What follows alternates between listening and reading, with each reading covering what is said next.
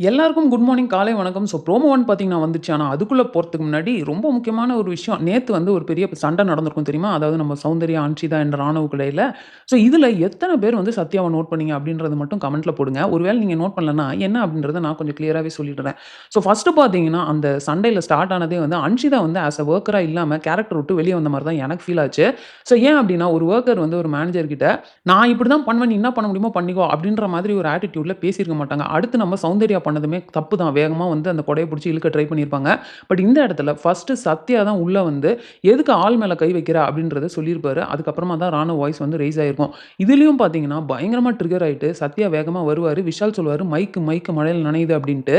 பெரிய மைக்கு அப்படின்ற மாரி சொல்லிட்டு, "அசிங்கமா வருது வாயில" அப்படின்னோன, நம்ம தீபக் வந்து டாஸ்க்கு அப்படின்னுவாரு. பெரிய டாஸ்க்கு. ஒரு பொண்ணு இப்படியா பிஹேவ் பண்ணுவா? அப்படின்றத மறுபடியும் இவரு சொல்லியிருப்பாரு. ஸ்டார்ட்டிங்ல இவருக்கும் சௌந்தர்யாவுக்கும் ஒரு பிரச்சனை வரப்ப, ஒரு பொண்ணு இப்படி பிஹேவ் பண்ணக்கூடாது அப்படின்றத இவரு சொன்னது வந்து, தேவையில்லாத ஒரு ஸ்டேட்மெண்ட். எதுக்கு இவரு இப்படி சொல்லணும் அப்படின்றத நம்ம அப்பவே பேசணும். அதுக்கு வீக்கெண்ட்ல விஜய் சேதுபதி சார் பயங்கரமா வச்சு கிழிச்சிட்டாரு. மறுபடியும் இந்த சண்டையில பார்த்தீங்கன்னா, இவரு கண்ணுக்கு சுத்தி யாருமே தெரிஞ்சிருக்க மாட்டாங்க போல இருக்குது. அங்க சௌந்தர்யா கத்துனது மட்டும் தான் தெரிஞ்சதுன்னு நெனைக்கிறேன். அதனால வந்துட்டு ஒரு பொண்ணு எப்படி இப்படி பிஹேவ் பண்ணலாம் அப்படின்றத மட்டும் திரும்ப திரும்ப சொல்றாரு. ஸோ அது கேட்கறதுக்கு சுத்தமா நல்லா இல்ல. எத்தன பேர் இத நோட் பண்ணீங்க, பண்ணல அப்படின்றத எனக்கு மறக்காம கமெண்ட்ல போடுங்க.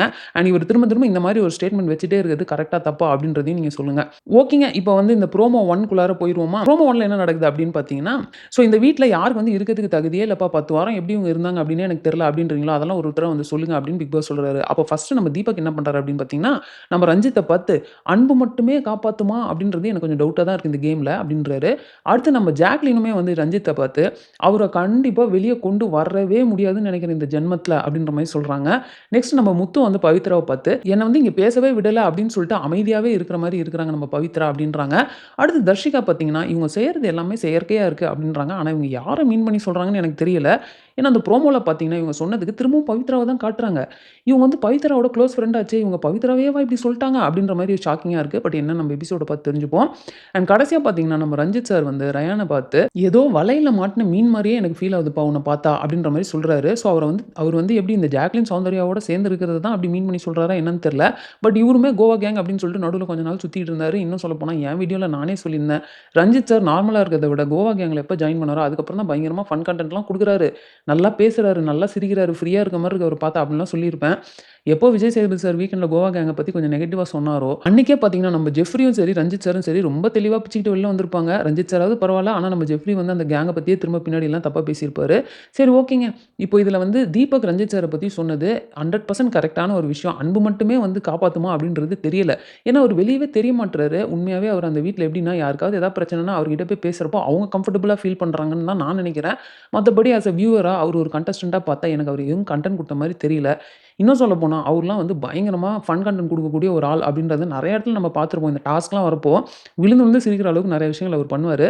பட் அவர் விளையாடாமலே இருக்கிற மாரி தான் எனக்கு ஃபீல் ஆகுது. அடுத்து வந்து பவித்ரா பத்தி சொன்னது ஓரளவுக்கு கரெக்ட் தான். அவங்க வந்து நெறைய இடத்துல பேசாம அமைதியாவே இருக்க மாரி இருக்காங்க. ஆனா, அவங்க பேசுற சில இடங்கள்ல கரெக்ட்டா பேசுற மாரியும் நான் ஃபீல் பண்ணியிருக்கேன். இன்னும் கொஞ்சம் அவங்க பேசுனாங்கன்னா நல்லா தான் இருக்கும். ஆனா, நம்ம தர்ஷிகா செய்றது எல்லாமே செயற்கையா இருக்குன்னு அவங்க வாயால கேட்கிறப்போ எனக்கு ஆச்சரியமா இருக்கு.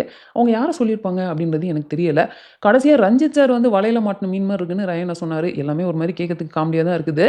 பட் நம்ம சத்யாவ ஏன் யாருமே சொல்லவே இல்ல? யாருமே அவர் இங்க 10 வாரம் இருந்ததுக்கு ஷாக் ஆவலையா? தெரியல. எனக்கெல்லாம் பயங்கர ஷாக்கா தான் இருக்கு. ஓகேங்க. இந்த வீடியோவ நான் இதோட முடிச்சுக்கிறேன். அடுத்து ப்ரோமோ 2 ரிவ்யூ வீடியோல உங்கள மீட் பண்றேன். ஸோ நீங்க என்ன நினைக்கிறீங்க? இந்த வீடியோ ஸ்டார்ட்டிங்ல சொன்ன மாதிரி சத்யா வந்து இந்த மாதிரி திரும்ப திரும்ப செய்றது உங்களுக்கு கரெக்ட்ன்னு படுதா?